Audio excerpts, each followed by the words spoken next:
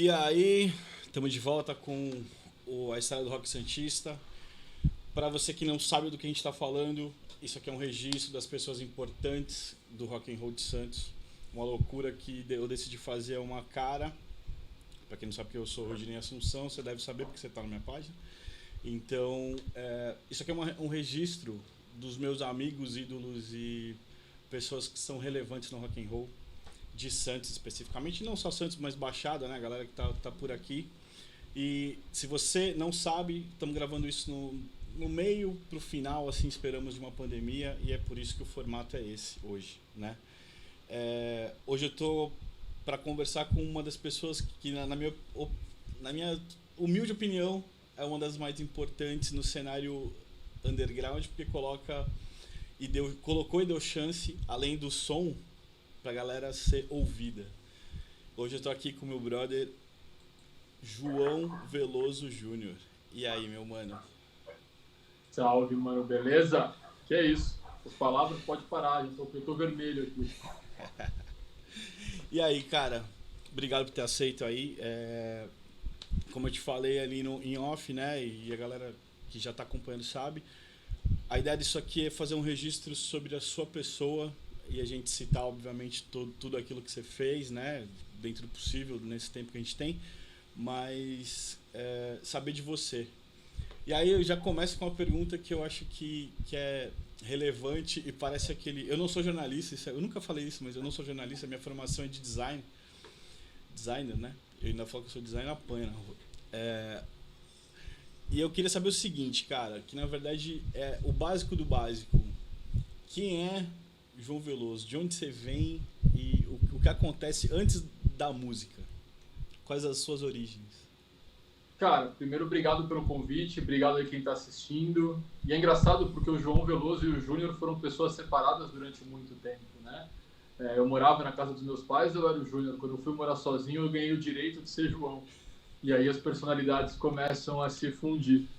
Mas eu sou de Santos, nascido, criado, Caiçara Pride. Sempre gostei de comunicação, sempre gostei... Aliás, música é uma coisa que na 8ª série, quando eu mudo para o Santa Cecília, começou a chamar minha atenção. E fui estudar, e mudo, curiosamente, pouco depois eu mudo ali para o Canal 3, perto da... Vou morar na Alamir Martins, e começo a andar com aquela galera da JT. E aí começo a ouvir, né, saudoso BV, mas começa a vir Dr. Die, que o Michel depois vai tocar no IHZ, mas começa a ter aquela coisa de racket no tênis, e tudo era muito misturado, no mesmo tempo carinhoso. Você vai ver Safari com ação direta, com No Sense, com Explicit, todo mundo andava meio junto, metal rock, todo mundo colava junto. Mas eu tenho 44 anos, faço 45 esse ano, sou comunicador, música é uma coisa que eu respiro 24 horas por dia, jornalista, pai, marido, e acho que é um resumo de quem eu sou. Amo carro, amo música, skate, minha família, e acho que eu sou a mesma pessoa. A gente só tenta ir evoluindo ao redor dos anos, depois de rodar e morar em tantos lugares. A gente vai tentando fazer um grande mosaico na vida e tentando crescer e adicionar essas coisas ao ser humano que sempre foi o mesmo. Filosófico isso. Classe A, tá profundo. Muito bom. Deixa eu te falar uma parada. Eu vou mais atrás aí na tua história de vida, mas deixa eu fazer uma pergunta que é curiosidade minha, na real. Qual que é a tua relação com o skate, cara? A gente já pula lá pro início de novo. Cara, eu sempre gostei, nunca andei bem. Sempre fui prego, sempre andei mal pra cacete. Mas, cara, era pegar o skate, ia até o canal 1, depois rodava até o canal 6, depois ia para Palmares,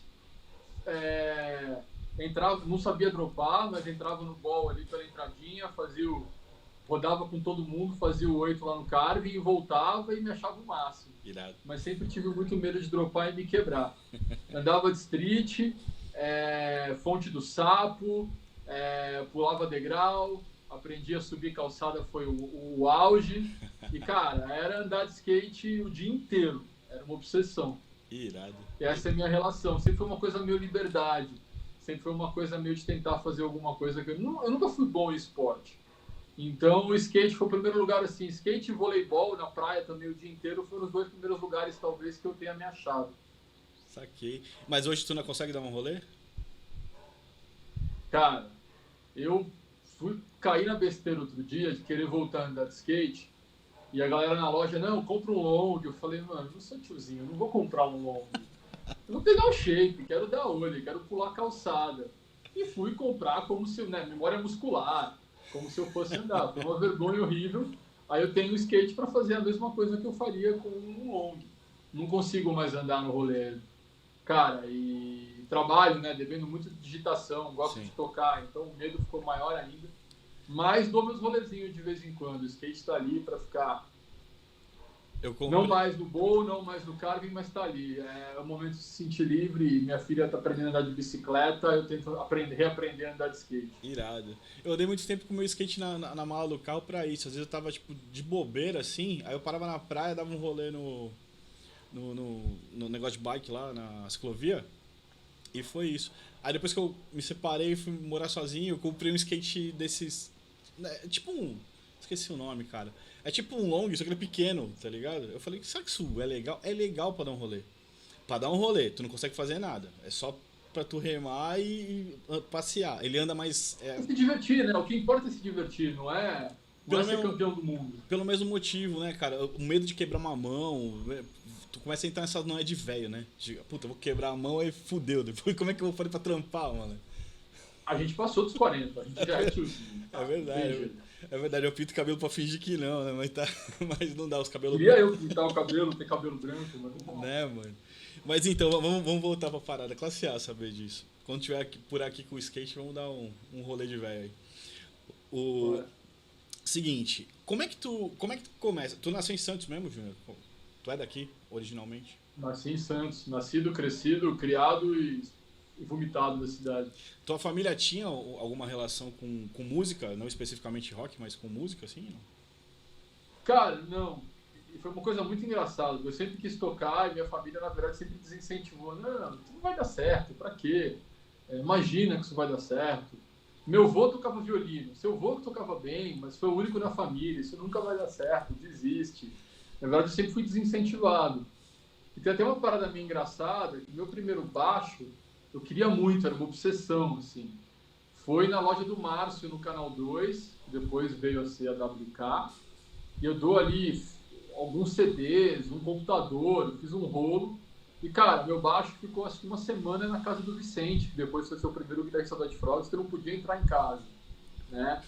Filho meu não vai ser músico, que é coisa de vagabundo. Caraca, E, cara, nada a ver. Mentalidade completamente retrógrada e, né? Música é disciplina, é matemática, é lado esquerdo, é lado direito. Enfim, a gente também arruma motivo para tudo que a gente queira. Mas foi assim, cara. Aí eu fui ter meu primeiro baixo, um Tajima vermelho e branco, sem um centavo, com um rolo por milhares de coisas com o Márcio. cara, eu vou te falar que o Márcio é um cara que tem que estar aqui, além de ser um puta guitarrista, né? O Márcio toca muita guitarra, é até exagerado pra galera, assim, quem sabe, eu conheci o Márcio como vendedor de loja. Quando eu vi ele tocando, foi uma surpresa, bicho. Porque ele não tocava, né, na WK, ele não ficava tocando lá aqui na molecada. Não, e ninguém fez um vídeo de final de ano melhor que ele, cara. Isso Eu é não vi o pagado. vídeo dele, eu não vi. Mas agora eu vou atrás. Veja, procura. Mensagem de final de ano é sensacional. É mesmo. Então, pô, a minha guitarrinha de até hoje, eu comprei lá também, mas já comprei quando eles estavam no. A minha primeira guitarra eu comprei lá, as primeiras vezes que eu ensaiei foi na WK no Canal 2, no estúdio. A gente era mais ou menos da mesma época, né? Mas essa guitarra, que é a guitarra meu xodó, cara, eu tenho outras, mas essa é uma Tajima que ele me vendeu, tipo, zero a preço de usada. O cara tinha comprado e o filho não quis e devolveu. Aí eu lembro do preço, velho. Eu tinha R$ 450 pra comprar uma guitarra, isso em 90 e alguma coisa. E era uma grana, naquela época 1 a 1, né? O dólar tava ali $450. Eu falei, puta, eu tenho isso. Ele falou, cara, eu tenho uma guitarra nova usada. Eu falei, como assim? Aí ele tava no plástico, velho. O bagulho todo, eu falei, puta, é essa. Então aí, quase 30 anos essa bicha comigo já. Mas você ainda pegou estúdio, cara. Minha fase era uma garagem. Era uma coisa meio Ah, assim, você batia, entrava, era uma garagem, acho que na casa dele. Aí eu lembro que até hoje. na Eu casa lembro, dele, foi na um casa do TK3. Márcio? É, Que louco. até hoje eu lembro, foi um TK3000 2 CDs do Badlands, a banda do Jack Lee, um CD do Iron Maiden e um quarto CD que eu não vou lembrar, e uma bateria eletrônica da Yamaha, que era o que eu conseguia ter de instrumento, mas não foi legal. Aí eu pensei, pô, tocar guitarra é difícil, cantar é impossível, mal sabia eu depois que ia tentar. E, cara, peguei um baixo, Tajima vermelho e branco, e era meu xodó. Foi assim, sem um centavo, sem perspectiva nenhuma, e deu certo. Acho que eu enchi tanto a paciência dele que um dia ele virou e falou, não, tá bom, troca, pega aí o que você traz, me fala e dá rolar. Oh, mas então o baixo não foi o teu primeiro instrumento? Cara, foi uma bateria eletrônica, mas não rolava. Uma Yamaha tinha 4 padzinhos e tal. Eu não tinha coordenação nenhuma, cara. Até hoje eu não tenho. Mas ela ficou um mês e meio em casa. E aí ela serviu de motivação para dar o upgrade e pegar o baixo. Introduziu a música na real e com a bateria eletrônica. Que louco, velho. De percussão pra bom, se bem que percussão embaixo, né? Estão ali conversando direto. Mas e aí quando tu começa aí nessa época, que ano que é, tu lembra? Mais ou menos? Cara, final dos anos 90, acho que devia ser 92, porque o White Frogs ainda não existia, tive uma banda chamada HC Pins, e aí veio formar o Abuso Sonoro, e aí as coisas começam a acontecer. Mas acho que foi 91, 92, comecinho dos anos 90. E quando tu falou que ficou hospedado na casa do baixista, tu falou? Do guitarrista? O guitarrista do White Frogs, o Vicente. E quando que quando que você pôde, na real, voltar com o baixo pra casa? Chegar com o baixo em casa a primeira vez, na real? Cara, não lembro como é que o baixo foi parar em casa, mas foi uma coisa meio natural. Acho que a memória da gente às vezes trai a gente com essas coisas. Sei que foi aquele momento de decisão. Não, eu quero isso, vai entrar. E acho que quando meus pais foram ver, já tinha passado muito tempo e ele já estava lá. Até porque eu fui tomar aula, né? No começo, cara, foi uma coisa, né? Começar a tomar aula, escala. Eu fui tomar aula com o Zuzo, cara, no começo. Já começou por cima, né, velho? Os caras já... Cara, eu acho que muito a ver com essa coisa de não ser incentivado, de não ter nenhuma ajuda. Pô, tô com esse negócio na mão, o que eu vou fazer com isso agora, né? Aí o Champignon tava saindo, já tava se formando com o Zuzo. A galera toda que eu andava ali na JT também falava muito do Zuzo. E eu não sei nem se foi para ser o melhor, foi quem apareceu. A aula, quem dá aula é o Zuzo. Não tinha dois, assim, não tinha uma opção. Quem dá aula é o Zuzo. E aí a galera falava muito no Champignon. E o Champignon tava saindo, eu tava começando, assim, era uma parada bizarra, cara. O Champignon sempre tocando até hoje, de olhar você desiste. Sim. E o Zuzo começou a me ensinar escala maior, escala menor. São as duas que eu sei até hoje. Eu lembro dele passando uns exercícios que no começo foram aquilo. Eu gostava muito de Iron Maiden. Cara, Steve Harris era... Né, Iron Maiden foi a banda que mudou a minha vida antes de vir o Bad Religion e destruir toda essa mudança. Mas você pegava aquele som do começo do Killers, você pegava, né? Troquei todos os meus discos ali na Metal Rock, tudo rolo, cara, nunca tinha dinheiro, então era tudo rolo. Paralamas sempre foi uma banda que eu gostei muito, o Bi é um baixista sensacional, sim. Iron Maiden, aí eu fui descobrir o baixo, mas não sabia o que era groove, não sabia o que era técnica. Eu via que tinha um instrumento ali que tinha uma personalidade que ninguém sabia o que era. Talvez até por ser um pouco tímido ali, o baixo me ajudou. A bateria ficava muito... Todo mundo sabe o que é um baterista, todo mundo sabe o que é um guitarrista. E acho que essa coisa de ser muito tímido na hora me ajudou a procurar um instrumento que até hoje as pessoas não sabem direito o que é. Mas se você pegar um Steve Harris, você pegar o Bi, se você pegar alguns baixistas que eles se fazem notar, né? Sim. Então foi uma coisa meio natural. E fui trocando os meus discos por heavy metal, até ouvir Bad Religion um dia e mudar a vida toda de novo. Mas o Zuzo tomando aula era sensacional, porque era um cara técnico, que sabia tocar pra caramba, e pegava uns dedo duro, né, tipo eu, e fazia ensinar a tocar, cara. O Zuzo era um cara paciente. Tu falou, eu te falo sobre isso. Normalmente os professores, pra quem tá começando mesmo, é legal tu falar, porque eu tenho uma cena minha, eu vou falar muito rapidamente. Quando eu comprei minha primeira guitarra, ganhei minha primeira guitarra da minha mãe, na verdade eu não ganhei. Eu peguei um de Jorge, o caro pra caralho do meu pai, e troquei numa Dolphin. Pau a pau. O cara, e eu achei que eu tinha feito um puta negócio, que o cara me deu o cabo. É isso aí, o nível da minha negociação com 14 anos. Cheguei em casa, meu pai falou. Meu pai olhou, ele falou, puta que pariu, só foi embora, tá ligado? Ele nem brigar, ele brigou, porque ele falou, deixa. Um dia eu me peguei, cara, sem sacanagem. Eu já tinha uma banda, olha que nó cego. Eu entrei na banda e comprei a guitarra. Eu fiz um teste antes, eu não fazia a menor ideia do que eu tava fazendo, né? Daí eu peguei o bagulho, sentei, cara, na cama, eu chorei, isso não é exagero, não é zoeira. Eu chorei e falei, eu nunca vou conseguir aprender essa merda, cara. Pra mim era muito complicado. É engraçado como hoje é natural, e naquele dia específico, sentado na minha cama, eu falei, por que eu fiz isso, mano, tá ligado? Eu gosto pra caramba de ouvir, mas eu sou ruim demais tocando esse troço. Aliás, eu não sabia afinar, mano. Né? Saber tocar era um detalhe muito maior, assim, que não chega. Eu não consigo deixar essa porra afinada. Isso foi muito triste. E legal te ouvir falar. Né? Tipo, você teve seu baixo, depois você foi estudar. Mais ou menos a mesma coisa, né? O que eu vou fazer com esse bagulho, velho, sem estudar? Eu fiz a mesma coisa, entrei na aula. E eu não sei se tu vai lembrar do João. Eu acho que a banda tu vai lembrar do Facção Suicida, aquela guitarrista do Facção Suicida. Claro, onde veio o Porto. O João, cara, ele foi meu único professor de guitarra. 6 meses eu tive aula com ele. Aí quando ele quis que eu fosse mais pra um lado metal, tá ligado? Aí eu não... Quando começou a entrar muito Halloween nas aulas, aí eu falei, não, acho que eu não vou por aí não. Tá muito complexo. Cara, mas isso foi legal do Zuzo, porque a primeira música que o Zuzo me ensinou a tocar foi Killers do Iron Maiden. Só o começo, quando começa entrando não dava, né? Mas o comecinho, aquela introdução até hoje, graças ao Zuzo. A segunda, cara, foi a primeira do Minor Threat do CD. Que irado.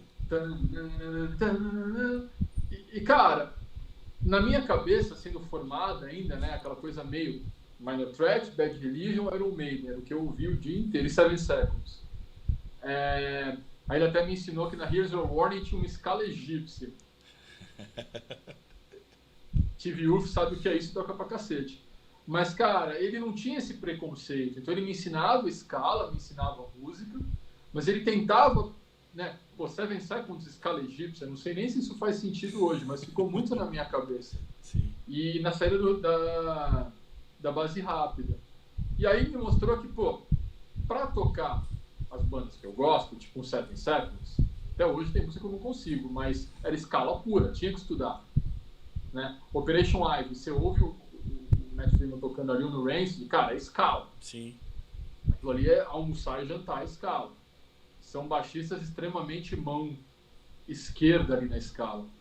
E o Zuzo nunca teve esse preconceito. Então acho que talvez eu deva uma coisa que eu nunca pensei, mas pensando aqui agora e vendo esse teu relato, talvez o Zuzo tenha sido um dos grandes incentivadores para eu tocar, porque ele nunca me empurrou nada. Ele tentava mostrar dentro do que eu gostava o que aquilo ali fazia sentido e me passava exercício para criar em cima daquilo. Sim. Então foi muito legal, nesse sentido, ter um professor que ensinava o que ele queria dentro numa linguagem, era muita comunicação, né? O que ele queria dentro do que eu ia entender. Isso ajudou pra caramba. Irado. Na verdade, assim, até pra não ser injusto com o João, ele nem me forçou, tá ligado? Mas o que acontece é que, assim, a influência dele, de vida dele. Mas eu lembro que toda aquela estrutura era a casa dele. Acho que os pais dele, a mãe ou o pai era um pianista clássico, então tinha um piano lá. Eu lembro desse piano na sala e eu ter aula num quartinho. E lembro do Magno, que tu deve lembrar também, né? Zoando um cágado que ele tinha, tipo, ele ficava em cima do cágado pro cágado andar com ele. Eu achava muito sacanagem fazer aquilo. Essa imagem na minha cabeça era um cágado gigante. Mas, tipo, eu tá na aula, o João trocando uma ideia ali, tipo, a galera... Mano, que bagulho confuso isso na minha cabeça, assim, agora falando, né? E muitos anos que eu não vejo ele também, não sei nem onde ele tá, o João. Mas, assim, voltando pro nosso papo. Cara, desse ponto, tu já tinha uma banda, tu falou, né? Mas... Cara, é que assim, né, nessa época eu andava muito na eu morava ali do lado da J Tibiriçá, né? Então você tinha os clássicos de na saída do CCB ou CCBU, depende do seu ponto de vista, isso entrega a sua idade. Você tinha o BV tocando guitarra na janela. Você tinha Cara, aquela demo do Last Joker era uma coisa maravilhosa. E a galera do metal e a galera do hardcore andavam junto. Tanto que o Batata, na época, era vocal do Chemical, foi ser o primeiro batera do White Frogs. O primeiro logo do White Frogs foi feito pelo André, que era baixista do Chemical. E do outro lado tinha a galera que eu andava, que, né, o Nino, o Beto, que era uma galera mais juventude libertária, ali da Baixada Santista, o Fábio, do Leucopenia, e que vai formar o Abuso Sonoro. Então, assim, eu vou depois, um pouquinho depois, para HC Pins e para o Abuso Sonoro. Até que tem um momento ali que eu queria tocar um negócio rápido, mas eu queria alguma coisa de melodia. Aí eu saio do Abuso Sonoro, a banda fica boa e vira isso tudo que ela veio a conhecer. Eu só... Cara, o mais bizarro é que eu lembro de todas as músicas do Abuso Sonoro daquela época até hoje, nenhuma delas foi gravada, mas eu sei tocar elas até hoje. E depois eu saio, a banda vira o que vira. Eu só montei, não tenho mais nada a ver com isso, que fique bem claro. Mas tenho orgulho de ter ajudado a fazer o pontapé inicial ali. E queria fazer uma coisa rápida e depois surgiu o White Frogs. Para ser melódico e ser rápido. E aí era uma fase, cara, tipo, muito influenciado. Primeira vez que eu ouvi Bad Religion foi na casa do... Eu fazia aula de computação com o Gustavo do Primal Terror. E aí já tinha os shows do IHZ no Etapa, né? Então, assim, no começo, eu posso falar Safari, No Sense, Explicit Repulsion e Ação Direta no Carinhoso. Isso foi 91 ou 92.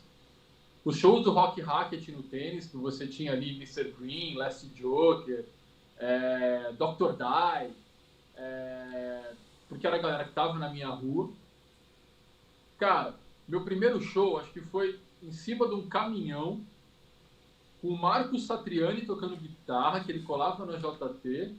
A gente foi colar num caminhão e tocou numa quermesse. Tocou Iron Maiden. Deve ter sido uma coisa tão ruim, porque eu não sabia nem o que eu estava fazendo.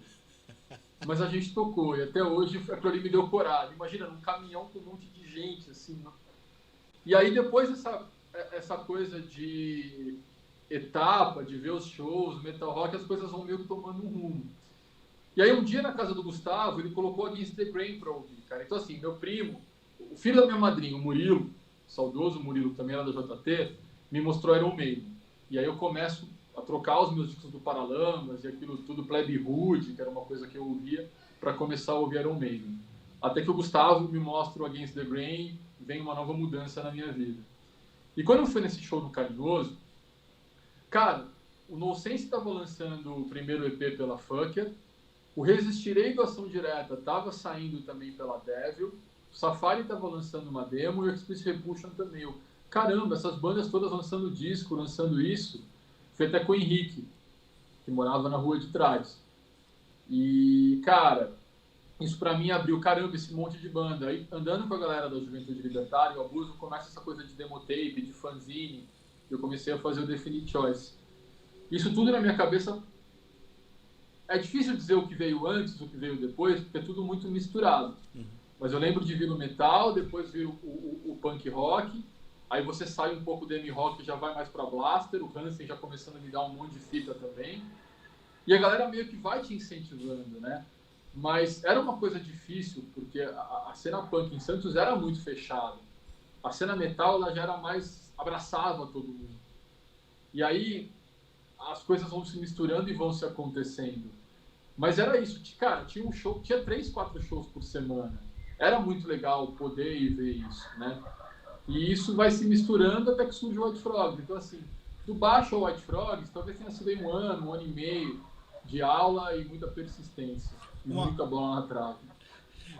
Mas isso é excelente, né? A experiência nasce daí, né, cara?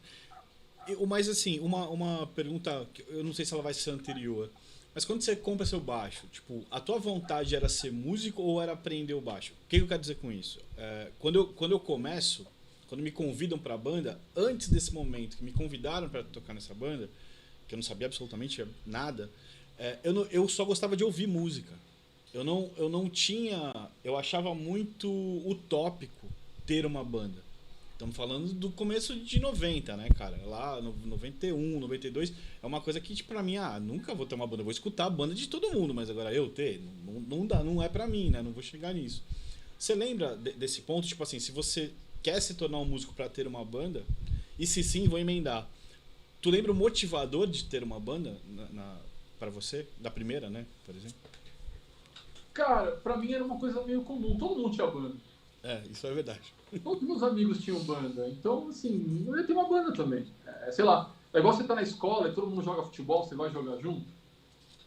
Todos meus amigos ensaiavam, todos meus amigos tinham banda. Eu ia no final de semana, seja nos shows de hard rock, ou nos shows de punk rock, era show. Eram os meus amigos tocando.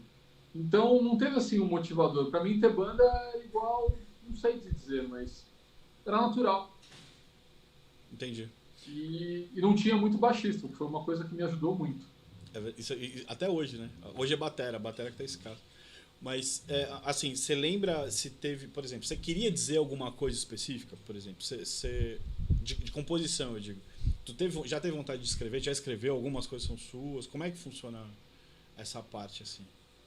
Até pra ser jornalista. Cara, eu sempre achei mais fácil escrever música do que tirar música. Eu nunca tive um bom ouvido. Então, se você pegar a primeira demo do Ed Frogs, acho que ali, no Abuso Sonoro, eu e o Morto, né, na época a gente fazia as músicas. No Ed Frogs, a maioria era minha, música e letra, até que depois a banda vai começando e tal. Mas eu sempre achei mais fácil compor do que tirar a música dos outros. Até hoje eu demoro muito para tirar ou para pegar a música de alguém. Uma vez que eu pego, eu não esqueço. Mas compor para mim era uma coisa meio natural. Era muito criativo. Então é muito mais fácil você inventar alguma coisa sua do que você ter que aprender, né, metodicamente o que uma outra pessoa fez. Mas tu lembra, por exemplo, na hora de escrever uma letra, você lembra tu lembra as motivações, não especificamente, da letra tal, eu lembro que era tal coisa, mas, por exemplo, de forma geral, o que o Júnior estava querendo dizer naquela época? Cara, eu acho que eu estava querendo me achar, sabe? Se eu for ler muito das letras que eu escrevi nessa época, eu acho que era muito uma coisa de autoafirmação, no sentido de eu me achei e quero me manter aqui. E você ter uma banda, querendo ou não, você fazia parte de um coletivo que te apoiava. Tinha, como sempre, a galera que não apoiava, mas existia um coletivo que te apoiava e você se sentia parte de alguma coisa. E essa coisa de fazer parte de uma coisa que eu acho que levou tudo para algum lugar. Mas se você pegar, o primeiro disco do Ed Frogs é Trying to Find a Way, tentando achar um caminho. E literalmente. Nada mais tentando se encontrar do que isso. E as letras, se você for pegar, eram muito nesse sentido. Né? Be Positive no começo. Era muito no sentido de acreditar, era um mantra. E, cara, acho que a gente não pensava muito se ia dar certo, se ia ter banda. Era normal, acontecia. Ter uma banda fazia parte daquele grupo de amigos ou daquelas pessoas que eu andava. Compor música fazia parte daquelas pessoas que eu andava. E nunca foi uma coisa muito pensada, nunca foi uma coisa muito estruturada, vamos fazer. Eu acho que se a gente pensasse, a gente não faria, cara. Sim. Pelo trampo, acho que não, pelo trampo, pelo investimento. Sim. Mas acho que, por ser uma pessoa muito introvertida, acho que aquela coisa de estudar dentro do quarto me fazia bem. Quantas bandas, mais ou menos, tu teve antes do Ed Frogs? Eu quero te fazer uma pergunta relacionada a essa cronologia, assim. Cara, que eu lembre mesmo, acho que foi essa HC Pins, o Abuso Sonoro, deve ter tido alguma outra brincadeira tal, mas que eu lembro, banda mesmo de ensaio, de pensar em gravar, talvez tenham sido essas duas. Que me perdoem se teve mais uma, eu não vou lembrar agora. Na verdade, a pergunta foi nem pra te botar no paredão, mas assim, você lembra de quando mudou, de você estar no palco e você perceber que a banda estava fazendo uma diferença para quem estava te ouvindo ali embaixo? Você tem essa lembrança, assim? Cara, isso eu não sei, até hoje eu não tenho, acho que eu não tenho noção disso. Sério? Preciso te mostrar uns vídeos. É meio bizarro. Oi? Preciso te mostrar um vídeo de vocês. Porra. Cara, assim, é muito difícil você ter banda em Santos. Sim. Porque, cara, vamos lá. Vamos falar do começo da década de 90. Você tinha o Mr. Green. Cara, olha sem mão e os instrumentos continuam tocando de uma maneira positiva. Todo mundo ali tocava muito. Você tinha o War Kings, depois você foi ter o Last Joker. Cara, o Christopher cantando é absurdo. Até hoje. Sim. É um cara que é carismático, é tudo, né? O André tocando baixo. Você tinha o Chemical, você tinha o Safari saindo do Psychic Possessor, você tinha o Ovec. Cara, Garage Fuzz ao vivo sempre foi maravilhoso, né? Aquele show, Garage Fuzz e Charlie Brown na Concha, com o Chorão andando de skate, causando confusão, o Johnny apresentando Garagem 95. Cara, você tinha o Hard and Heavy, você tinha outra coisa. Você tinha programas de rádio em Santos com várias bandas de Santos. Se você pega esse Rock and Racket do tênis, cara, era um mês de programação com bandas locais tocando música própria. Sim. Vamos voltar um pouco na década de 60, você já tinha o Blow Up tocando música própria. Na década de 80, você tem o Torto, você tem vários lugares de galera fazendo música própria. E Blow Up muito botando. difícil, assim, se sentir... Oi? Blow Up colocando música em novela, né? Acho que eles tiveram música em novela. Novela. Que era um bagulho que naquela Exato. época era surreal, né? Até hoje é surreal. Sim. Né? Olha o que fez o Charlie Brown. Sim. Olha o que fez, cara. Você pegava o WhatsApp Doc, muito antes do Charlie Brown, com o Luciano Oreja ainda, né? Cara, Santos sempre teve muita banda. Então é difícil você sentir que você faz... Você se sentia parte de alguma coisa? Sim.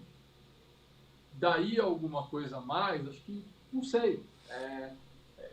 Eu ainda não sei lidar com isso direito. Cara, é bizarro você ver a quantidade de disco que você fez. Mas é bizarro pensar, cara, eu nunca pensei que ia dividir o palco com Bad Religion, que ia dividir o palco com Safari, que ia fazer turnê com Down by Law, que ia para os Estados Unidos. Mas daí ia fazer diferença na vida de alguém, pô, que legal saber disso, mas a gente nunca foi na MTV, a gente nunca foi na televisão, a gente sempre foi meio bicho do mato, chucro, nesse sentido de, isso não. E, cara, então eu não sei, mas assim, cara, tinha meses que a gente recebia 30 cartas por dia. Eu não tinha vida, a minha vida era responder carta, mandar demo, e todo o dinheiro, cara, dava aula de... Eu dei aula de computação para fugir e ver show. Então música sempre foi uma coisa que me dava autoconfiança que eu não tinha. Isso foi coisa que eu fui entender muitos anos depois, fazendo muita terapia. Mas eu não tinha noção disso. Então, assim, pra mim era normal, era aquilo. Não era pra fazer a diferença na vida de alguém. Mas a música, com certeza hoje, se eu faço as coisas que eu faço, é porque a música me levou a acreditar e foi ser uma base, uma fundação. Daí, a ter feito alguma coisa na vida de alguém, é meio bizarro pra mim. Mas, pô, é legal. Eu acho que eu continuo fazendo música hoje, até hoje, porque faz bem pra mim. E acho que música é uma coisa muito egoísta. Você faz pra você. Se as pessoas vão se identificar com aquilo ou não, você já perdeu o controle. É igual um texto. Música, quando você lança um livro, uma música, quando vai pro mundo, deixou de ser seu e as pessoas vão interpretar aquilo de alguma maneira. Sim. Cara, se você pegar o Choices Made, que é uma coletânea entre 93 e 98 que a gente fez, ele começa com o baixo atravessado. Dane-se, é aquilo, não tenho vergonha disso. Por algum tempo aquilo ali me incomodou. Mas não, é isso. Era pra ser desse jeito. Era pra ser cru, assim. E o que é legal pra caramba ouvir isso hoje em dia. Sim. Mas eu nunca pensei em impactar a vida de ninguém. Então, respondendo a sua pergunta, eu não sei. Mas eu vou te falar uma... Eu não sei o contato que você teve, mas falando do último show que eu assisti com vocês, que foi com o Nofan, lá no hangar, que tava com outro nome, né, na época, mas eu não... Mas lá no hangar, né? E tinha um garoto, não sei se tu lembra, cara, mas ele tava de camisa branca, ele era do interior, ele tava na frente, colado no palco, pulando que nem um louco, cantou todas as músicas, não sei se você vai lembrar dele, eu não perguntei o nome, mas ele acabou ficando com o setlist, como eu tava filmando vocês, a gente pediu pra tirar uma foto do setlist. E aí acabou trocando uma ideia com ele. O moleque veio do interior pra assistir vocês, era fã desde aquela época de vocês. E tipo, o moleque soube que vocês iam tocar saiu da casa dele lá na casa do caralho, sozinho, sem ninguém, tava ele uma mochila, tanto que ele perguntou até como fazer pra voltar pra uns lugares e tal, porque ele não sabia dar o rolê em São Paulo. Cara, e aí, tipo, é isso. O que que eu imagino, né? Na minha concepção de sucesso, é quando você toca uma pessoa com aquilo que você fez, independente se era teu objetivo ou não, mas você tocou, você chegou naquela pessoa, e aquela pessoa ela se desloca porque ela quer te ver e não idolatrando, que eu não acho que era essa a pegada. O que eu acho que o cara queria era, eu quero ter a experiência de ver aquilo que eu gosto pra caramba do que eles gravaram, eu quero ver eles fazendo ali. Ver aquelas pessoas que, obviamente, não são as mesmas pessoas com os mesmos pensamentos daquele momento, mas são as pessoas que fizeram aquilo naquele momento e se propuseram a estar no palco fazendo novamente, repetindo, né, aquilo.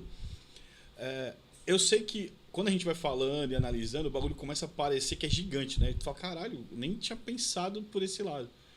Mas, inevitavelmente, quando a gente expõe uma coisa, eu sei isso por causa do Califórnia. O Califórnia não tinha a menor ideia do que acontecia. O que aconteceu me assustou. Depois a gente conversa sobre isso em off, mas me assustou, na real. E te assusta você perceber que hoje o White Frogs, que não foi um projeto, ele foi uma banda, realmente, gravou, fez as paradas. Ele não era um projeto, né, cara? Ele hoje representa tanto para tantas pessoas e de formas variadas, até pelo que eu te contei no Insta e tal. E isso te assusta de alguma forma ou não? Tipo, você consegue já, hoje em dia, naturalmente conviver? Cara, com certeza é diferente você viver uma banda e você ver uma banda de fora, né? Você viver aquela coisa de estar numa van, fazendo turnê, estar no estúdio, fazendo disco. E de 93 a 2004, isso foi a minha banda. Eu era o Júnior do White Frogs. Não era nada além disso. E primeiro, queria agradecer muito essas pessoas porque isso significa pra caramba. Então, assim, eu dei a minha vida nesse tempo. E é muito legal saber que isso impactou alguém. Não foi uma coisa maluca, não foi só pra mim, ninguém ouviu mais nada. E acabar com o White Frogs, eu lembro até hoje daquele dia em 2004, que eu fiz o texto e mandei porque eu não aguentava mais trocar de formação, então era muito cansativo. Eu acho que eu nunca vou ter a noção disso. Porque talvez o White Frogs ele tenha N coisas. Musicalmente, nunca foi uma banda maravilhosa. Era uma banda ok. Ao vivo, a gente dava 200% da gente e foram diversas fases. Mas eu acho que tem uma coisa no White Frogs, pelo menos pra mim, que foi muito fácil você mesmo. Então, cara, você não vai tocar, você não pode ter um instrumento para você estar gravando nos Estados Unidos, com passagem em estúdio pago, com os seus ídolos, né? Saber que, cara, sei lá, o Dave Smiley gravou, que o Brian Baker gravou uma música que eu fiz no meu quarto, ele foi ali e gravou o solo em Virgínia, no estúdio, que o Dag Nasty gravou, que o Fugazi gravou, que o Minor Threat gravou. Irado. Não existe não, cara. Claro, talvez eu venha de uma classe média privilegiada que me permitiu ter coisas para chegar ali, ou ter uma formação de inglês ou alguma coisa. Mas, cara, nunca ninguém ajudou. Sempre foi uma coisa isso. Ah, você não quer? Beleza, vem outro. E era muito uma ética de vamos fazer, vamos fazer, vamos fazer. Cara, vamos sair? Não, eu tô sem dinheiro porque eu vou responder carta. Eu vou mandar a demo pelo correio. Pô, você tá sem dinheiro para gravar demo? Dane-se, eu vou dar aula de computação, eu vou fazer isso aqui, vamos dar um jeito, vamos trocar, vamos fazer. E essa coisa do vamos fazer e vai dar... Não existia vamos fazer, não vai dar certo. Saca? Era isso, não existia outra opção. Era quase que um mantra. Isso é uma coisa muito legal e eu vejo que muita gente pegou isso e vai dar certo. E, cara, é muito legal, assim, a gente até... Foi muito difícil a gente conseguir fazer o show de novo, deixar muita coisa pro passado, toda a banda, todo mundo. Quando as pessoas se separam, elas se separam por um motivo. E se você perguntar para 5 pessoas que viveram aquilo, cada um vai ter uma memória diferente e todo mundo vai ter razão. Existem 5 versões do que aconteceu e existem as verdades, né? Sim. E essas 5 versões também são verdades, então é uma coisa bizarra. Mas foi legal poder encontrar com aquelas pessoas e fazer aquilo de novo. Né? Justamente porque teve gente que não viu. Então, pô, que legal teve esse cara. Cara, eu lembro da gente, sei lá, tocar no interior e vir galera de bicicleta que rodou quilômetros de bicicleta para ver o show. Tem alguns shows que são na memória sensacionais. Você falou no NoFan. Antes da gente ir para os Estados Unidos, teve um No Funeral, White Frogs e Garage Fuzz na antiga Zoom. Cara, completamente abarrotado. Você olhava, você não sabia o que era banda, você não sabia o que era público. Eu lembro de olhar para o lado, era um palco baixo, mais alto. Eu lembro de passar um pé na minha cara, a galera pulando, agitando, cair gente em cima do Henrico na batera. Aquele show foi sensacional. Como também lembro muito show que foi vazio. Que não tinha ninguém, a gente tocava para as outras bandas. Isso é surreal, né? Então é difícil. Você fez um impacto na vida de alguém. Cara, que legal, assusta, que isso nunca foi feito pensando em ser um impacto. Mas sim, a gente tentava passar coisas positivas. A única banda que eu tenho tatuada foi o White Frogs. Eu tenho um Be Positive tatuado com o Fer, porque o Fer depois, por conta do Be Positive, foi fazer o Positive System. E ele tinha que tatuar esse Be Positive. Então tem alguns... Essas pessoas viraram amigos pra vida, sabe? Você impactou. Essas pessoas também te impactaram de alguma maneira, porque essas pessoas te deram força para continuar. Então, você conta essa história do cara ali agitando pra caramba. Eu lembro, sempre, né, no show você pega e tem essa galera. E é legal saber que você vê seus discos ainda sendo vendidos, a galera querendo, ainda sendo reeditado. E acho que por isso que a gente colocou, mas foi uma coisa ali. Hoje talvez eu veja isso de uma outra maneira. Mas, com certeza, né, cara, que isso impacta, isso assusta por um lado, mas por outro lado é legal saber. E tem muita gente até hoje que manda mensagem no Instagram, mensagem no Facebook. E é legal, só que, cara, é uma galera que a gente cresceu junto. Então, a minha ética de trabalho até hoje, de falar a verdade, de ser justo, de não ser sexista, não ser machista. Cara, naquela época eu fazia muita coisa errada porque era naquela época. Mas ter banda também me ajudou a evoluir como pessoa. E acho que todo mundo evoluiu junto nesse sentido. Então é uma coisa muito legal. E, eu só posso dizer obrigado para essas pessoas porque é o combustível, né? Como foi para mim. É legal saber que você pôde impactar para alguém, mas não tenho noção, cara. Respondendo, falei. Acho que eu não tenho noção até hoje. E acho que não faz muito sentido. Porque as pessoas na música, para mim, que eram ídolos, elas cresceram junto comigo. Quando você divide o palco com as pessoas que você mudaram a sua vida e você vê que são pessoas comuns, essa barreira acaba. Sim. E você vê que todo mundo é igual, sabe? Tá tocando com o No Funeral ali. Cara, o primeiro CD do No Funeral que veio pro Brasil é uma coisa meio bizarra, mas eu comprava Maximum Rock and Roll e pegava a lista de agradecimento dos discos para comprar disco, porque eu não tinha informação. Aí vi um anúncio da Burning Hearts que tinha o Life on a Plate do Millencolin e o Vision do No Funeral, dizendo que parecia Bad Religion, que parecia não sei o que. Comprei. Quando eu trouxe o Millencolin pela primeira turnê no Brasil, veio um cara que eu não sabia quem é, depois que eu descobri que era o Peter, o dono da Burning Hearts, que me mandou aquela carta, com aquele disco que eu mandei dólar na carta. O primeiro CD do Millencolin do No Funeral que veio pro Brasil foi nessa carta para mim. E o Peter lembra até hoje que foi a primeira na América do Sul, e ele já me falou isso algumas vezes. Então é bizarro, porque é isso, as pessoas que mudaram o tipo de som que você conhece, são pessoas que... Cara, se você mandar uma carta, até hoje, mandei o vinil do IHZ, eu mandei para Discord. Vou mandar, Discord, Yamakei, Punk. Cara, eu recebi um catálogo da Discord com o disco do Nation of Ulysses assinado com uma carta do Yamakei. Irado. Era uma coisa normal. Não existia diferença. Então acho que é por isso. Para mim é normal isso. Longe de me comparar a essas pessoas, o que eu quero dizer é, se essas pessoas que eu sempre coloquei num pedestal eram assim, não tinha, sabe, dentro desse tipo de música todo mundo é muito horizontal, é todo mundo muito igual. Sim. Então é por isso que para mim é meio difícil entender isso. Eu acho que o punk, o HC, ele não tem muito... Obviamente não tem do pop, mas não tem o popstar como uma figura, né? Tipo, puta, esse cara é o cara popular ali, que todos são, na real, e agem como público, né? Eu acho isso muito louco. As bandas agem como público. Quando você vê a galera, você tem a oportunidade de ver o bastidor daquilo, uma passagem de som, outra, mas os caras estão lá embaixo bebendo com com o técnico, falando besteira com a galera do bar, né? Tipo, não tem muito isso. Perde, eu imagino, né? Tomando até aquele menino como exemplo, devia ter uma aura mística ali, né? De vocês e tal, porque o cara saiu, nitidamente ele era um pouco mais jovem que a gente, assim.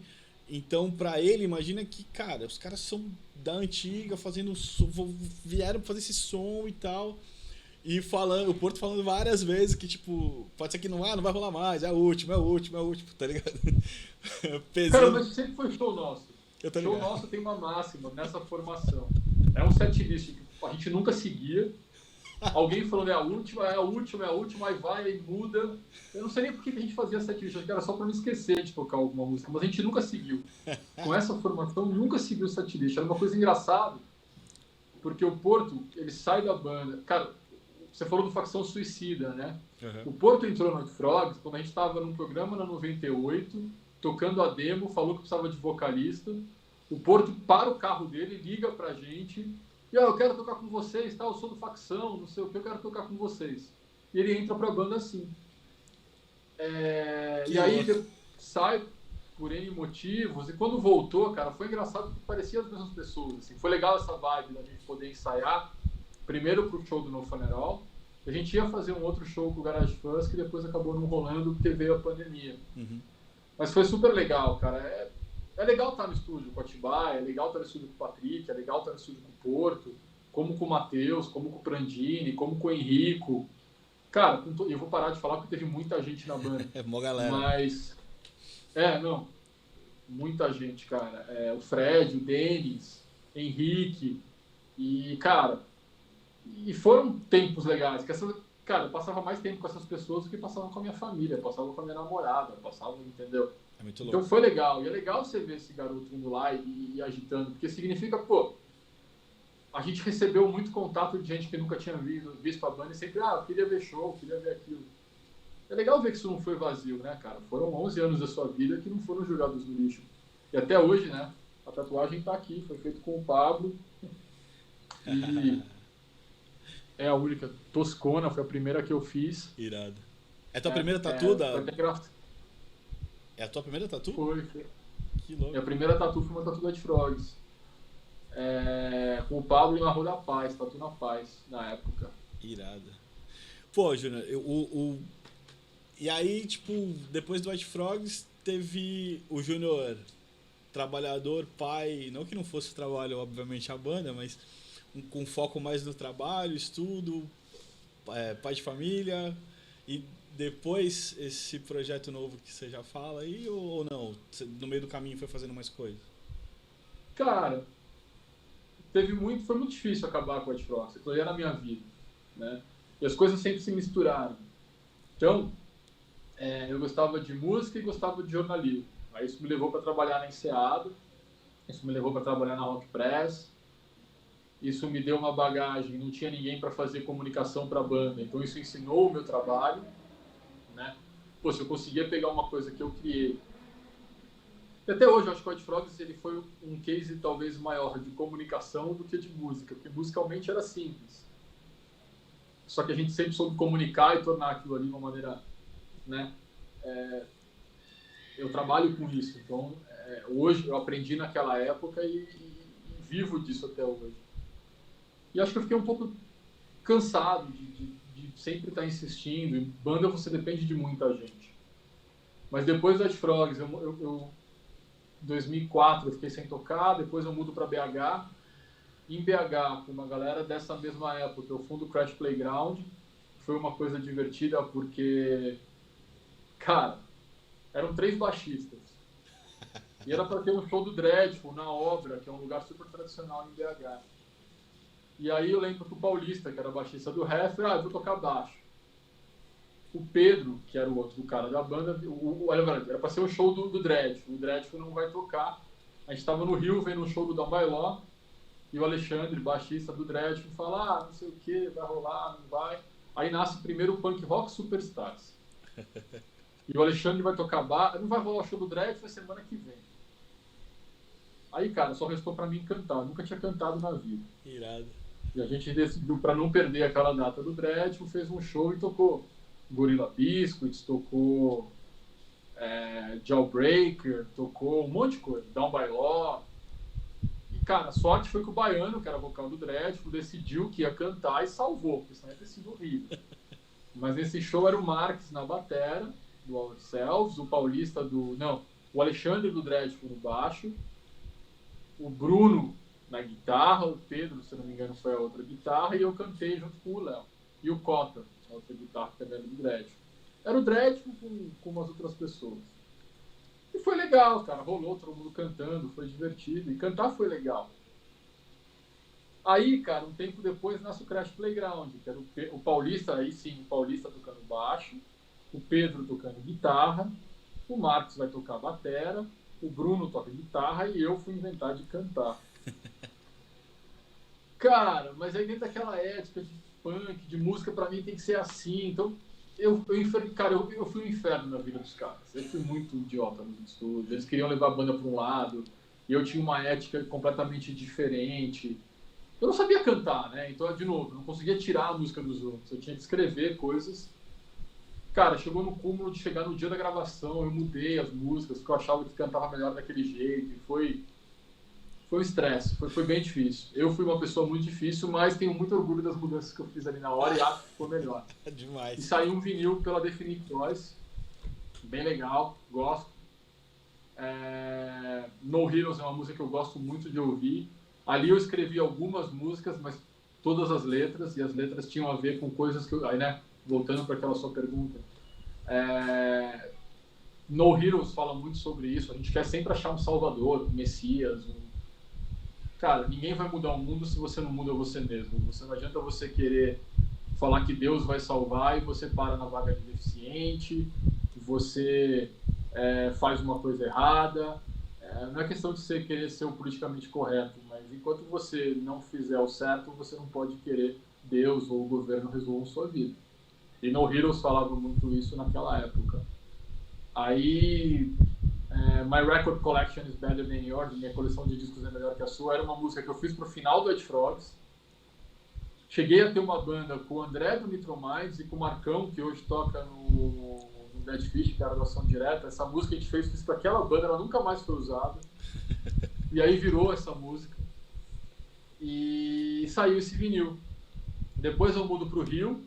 No Rio, com o Marquinho do Sorry Figure, com o Fiorini, que foi batera do Plastic Fire. A gente montou o Please Come July, fiz isso até hoje.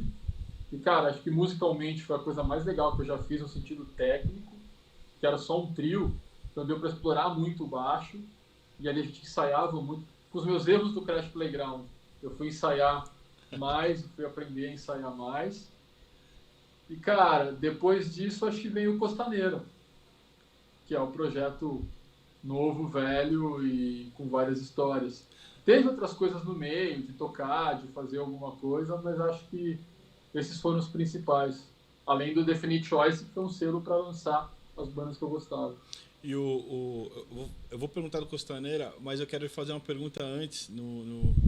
Como que você vai parar na rádio naquele momento? Foi uma vontade sua ou tu caiu lá de paraquedas? Como é que foi a pegada? Cara, eu fazia jornalismo em Santos, sempre quis fazer jornalismo e me comunicar. Por fazer jornalismo e ter um fanzine, o Danúbio Aguiar, na época do Mensageiro Zine, me leva para a Rock Press. E vamos fazer a primeira Rock Press, que era uma capa do Sex Pistols, do Johnny Rotten, sobre punk. Nisso, na minha aula, na minha classe, estava o Johnny, que já era locutor da Enseada. E fala, cara, estão precisando de um jornalista na rádio. Você já faz Rock Press, você faz fanzine, você faz faculdade. Quer trabalhar na rádio? Pô, segundo ano de faculdade, cara, claro. Você nem pensa duas vezes. E ali vou conhecer, a Tânia, que me ensinou muito do que eu sei até hoje, Sandra Capomatti, o Edson Belmiro, Chico Marques, Felipe, Andréia. E vou pra rádio, cara. E até por essa minha dificuldade de aprender coisa dos outros e teimosia de querer fazer tudo do meu jeito, vou começando a levar o jornalismo pra rádio para uma coisa mais musical. E aí a coisa foi uma coisa meio natural. E era uma rádio, cara, era uma grande família, sabe? Tereza, todo mundo ali ajudava muito todo mundo ali amava o que fazia.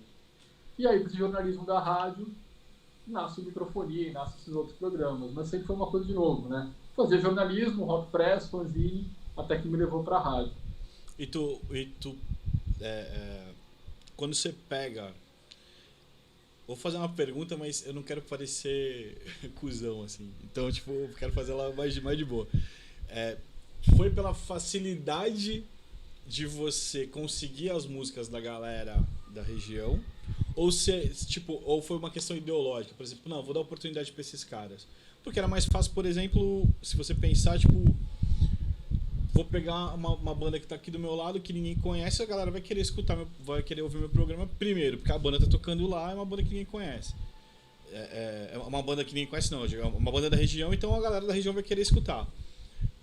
Foi estratégico ou não? Foi uma questão de abrir porta mesmo? Sem querer parecer cuzão. Eu vinha de fanzine. Não, eu vinha de fanzine, então era 100% ética de como eu gostava de fazer as coisas. Irado. Né? A Definite Choice começa como... Primeiro teve o Killers Fanzine, 92. Depois nasce a Definite Choice. A Definite Choice era um fanzine em inglês para divulgar a banda brasileira lá fora. Irado. Aí a Definite Choice vira um selo para lançar o Urban Songs, né? O White Frogs assinou com a Fast and Loud lá na Europa, e para lançar no Brasil, eu e o Porto, a gente junta a grana e lança em CD, com aquele logo no tem Urban Songs. Depois a gente ainda faz o Altered Mind, ajuda a lançar, ajuda a divulgar, o Rally e outras bandas. Então, e a minha escola de fanzine e de rádio sempre foi assim. Se a gente pegar o Garagem 95 ou o Hard and Heavy, que eram os dois programas que eu adorava ouvir, eu conheci Pinheads num Garagem 95 ou Hard and Heavy, não vou lembrar mais, quando o Safari volta de Curitiba e o Atibaia é entrevistado e toca o compacto do Pinheads. Então, pra mim, sempre foi uma coisa muito natural. E a Enseada ainda tinha uma coisa a mais. Cara, o Wasting Time do Ed Frogs tocava na programação normal. Garage Fuzz tocava na programação normal. Charlie Brown, em inglês, tocava na programação normal. Né? Então, sempre teve essa coisa meio... como na 95, Last Joker, War Kings não, era mais demo. Como o Last Joker e o Mr. Green, ainda na M Rock, tocavam na programação normal. Acho que era uma coisa normal em Santos. E era uma coisa, cara, nunca foi uma coisa muito pensada. Microfonia era, antes de sair de casa, eu pegava o CD se eu queria ouvir e levava. Demais. Essa era a verdade. Era um grande bate-papo, era bizarro, porque tinha essa coisa das bandas e as bandas incorporaram. A gente sorteava o Matheus do Bom. E ninguém nunca levou, né, velho? E ninguém nunca levou. Levaram, cara. Tinha gente. Deu briga dele com a namorada dele, porque uma outra menina ligou pra ganhar ele. Teve umas brigas homéricas ali de bastidores. E a galera ia pra lá pra ouvir música. Ou ia pra Ilha de Conveniência, colocava o programa ali pra ouvir.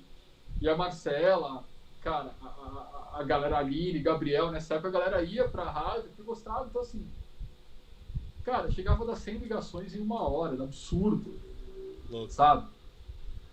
1 hora de programa era uma coisa intensa. E a gente se divertia, era uma piada, não tinha muita responsabilidade. De novo, não pensava, ia lá e fazia. Se pensasse, talvez não desse certo. É muito acreditar no feeling de isso, vamos e a gente faz. Não era uma coisa muito... Não, a estratégia, a grade do programa, não, vai e faz. Era uma diversão, sabe? Era uma coisa da gente pra gente que dava certo. E, tipo, e nunca deixou de dar certo, né? Foi uma questão tua de mudança física mesmo, né? O término.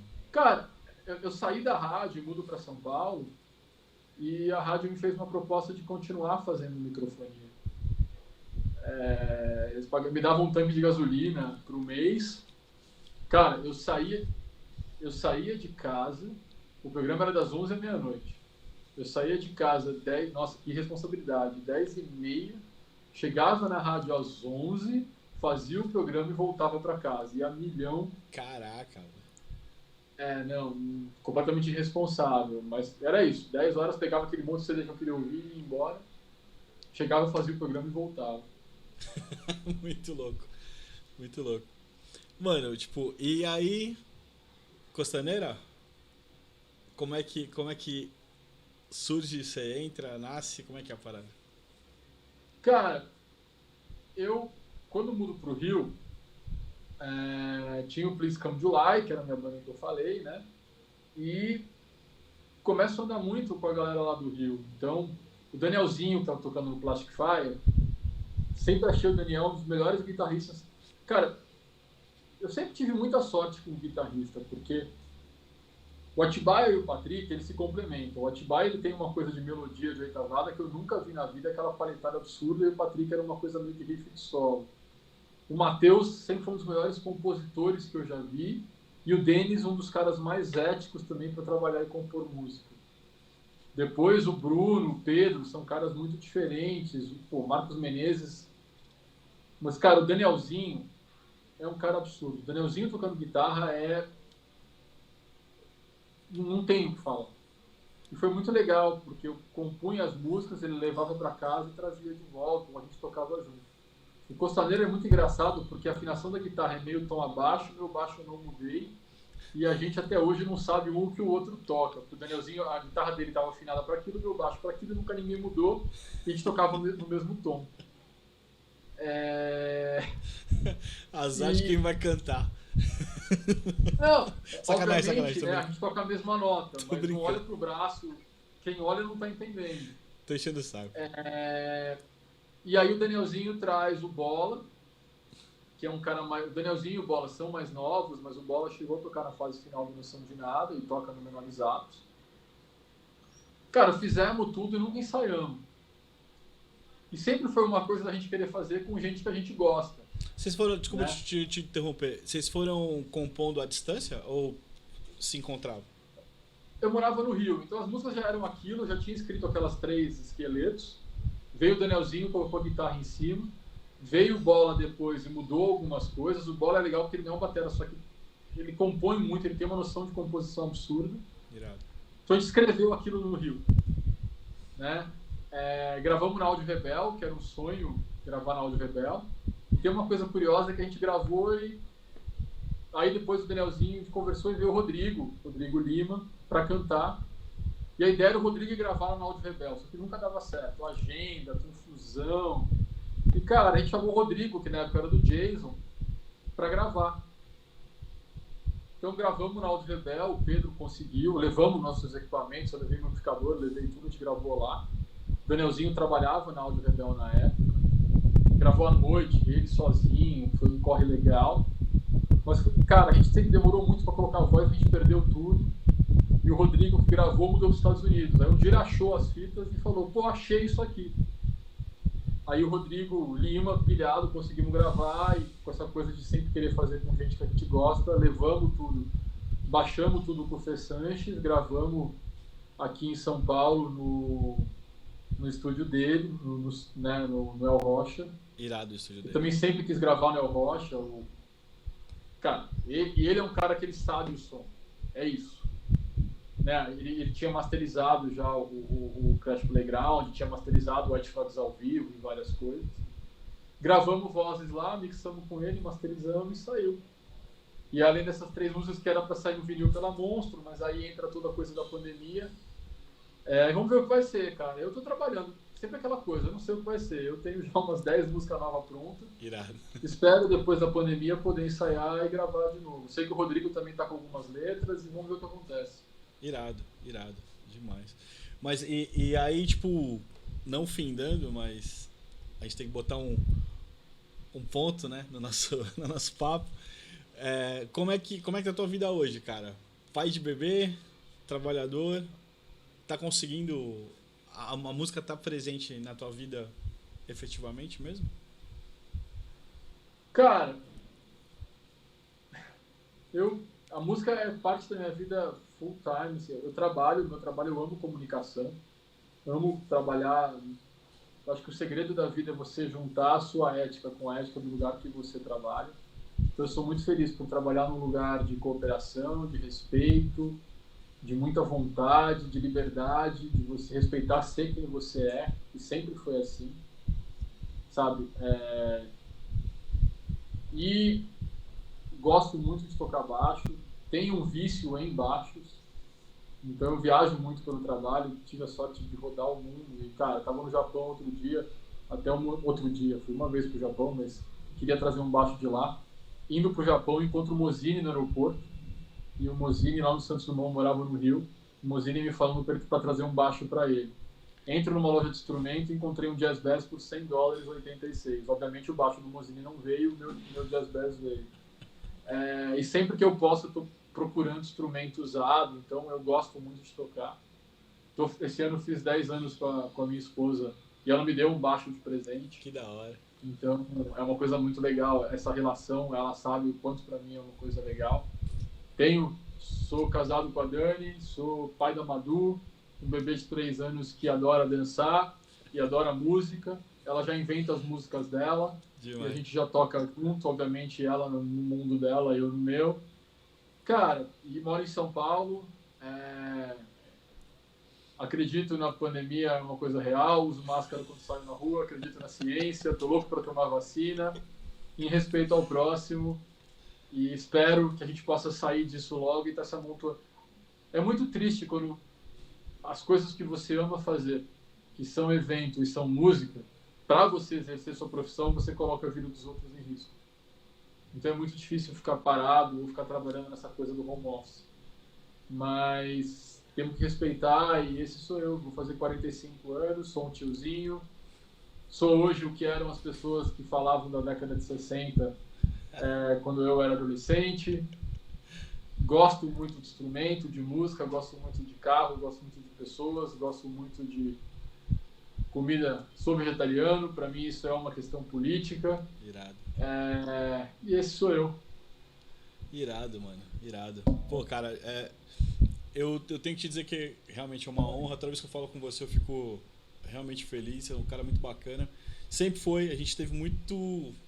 Eu mais via você, né, do que a gente conversou naquela época, mas te via bastante, porque eu convivia ali, né, junto. Apesar de eu era uma pessoa muito tímida naquela época. Então, tipo, eu ficava muito no meu canto, assim, saca? Tipo, não tinha muita exposição, fugia da exposição. Nunca gostei, na real, de ficar na frente da câmera ou... Eu sempre adorei palco, né? Eu acho que isso a gente tem em comum. É muito louco. Mas, puta, cara, quero te agradecer pra caramba o teu tempo. Eu sei que você sempre tá corrido aí. Hoje é feriado aí pra você, em vez de estar com a família, tá batendo esse papo. Muito obrigado. Agradece sua família por esse período aí que você pôde falar comigo. E eu quero te dizer uma coisa, que na verdade a ideia do documentário nunca é fechar. Eu não acho que esse vai ser a tua participação nesse doc, é a primeira. Então daqui a uns anos a gente volta a falar de novo, vamos ver os teus atuais projetos, banners, o que você está fazendo. Porque na verdade espero muito, né? Isso é uma coisa que eu falo pra galera até no começo. Eu espero que isso exceda demais a minha passagem nesse mundo, saca? Tomara que alguém em algum momento fale, puta, vou continuar, vou fazer de outra galera e tal. Mesmo se eu não estiver aqui, isso aconteça. Isso é pra gente, como eu digo no vídeo de apresentação do projeto, é uma fonte para quem está chegando, é um álbum de família pra gente que viveu, talvez. E uma base de conhecimento para aqueles caras que a gente ouviu falar, né? Você, a gente acabou não tendo essa chance de conhecer, mas de alguém falar, tô indo atrás de todo mundo que eu posso, assim. E esse projeto é para todos nós, né? Eu quero te agradecer demais. Você é uma pessoa que, no meu entendimento, hoje como diretor desse projeto, é uma pessoa essencial de estar aqui, né? Muito obrigado de verdade. E é isso. Se tiver alguma consideração. Cara, só agradecer mesmo. Eu acho que o dia que Santos sempre foi uma coisa muito intensa para todos os lados, para o bem ou para o mal. E é muito legal essa coisa, não só o Califórnia brasileiro, mas esse registro, porque se na década de 60, quando dizem que começou o rock em Santos, já não tinha registro, a década de 90 também não tinha muita coisa. Né? Você não tem a facilidade de celular, de vídeo, de câmera. Então, o Califórnia brasileira começa a ser um registro, né, de começo de 90 até final de 99, e é muito legal deixar essa documentação, porque não tinha, por mais que a gente tenha tido programa de rádio, tivesse na televisão, tivesse fanzine, tudo isso meio que se perdeu, né? Tudo isso meio que sumiu. Então, você tem bandas mais profissionais, como um Garage, como um Salva Devida Proporção, um Charlie Brown, que sempre documentaram com vídeo, tiveram sempre uma ética de registro muito forte. Enquanto o resto saía e fazia. Então é muito legal esse projeto, por manter viva a história e que isso sirva, né? História sempre é importante para a gente dar o próximo passo. E que legal, obrigado mesmo, é uma honra poder falar contigo, é uma honra poder contar a minha história. Espero que seja legal continuar fazendo parte disso, porque ainda é uma coisa, não ficou no passado. As pessoas evoluíram, a gente já fez. Ao mesmo tempo que a gente já errou muito lá atrás, é legal a gente sempre poder continuar fazendo o que a gente ama e com as pessoas que a gente gosta. Se a gente está aqui, é porque isso tudo teve algum sentido. Que continue fazendo sentido e inspirando a gente, porque a vida vive disso. Ser feliz e fazer a diferença. Então, obrigado mesmo. É uma honra e um abraço para todo mundo. Be positive sempre. A gente se tromba por aí. E quem quiser, sempre vamos trocar mensagem, porque é isso que alimenta a gente a continuar. Valeu mesmo. Valeu, mano. Essa aqui acho que tu conhece.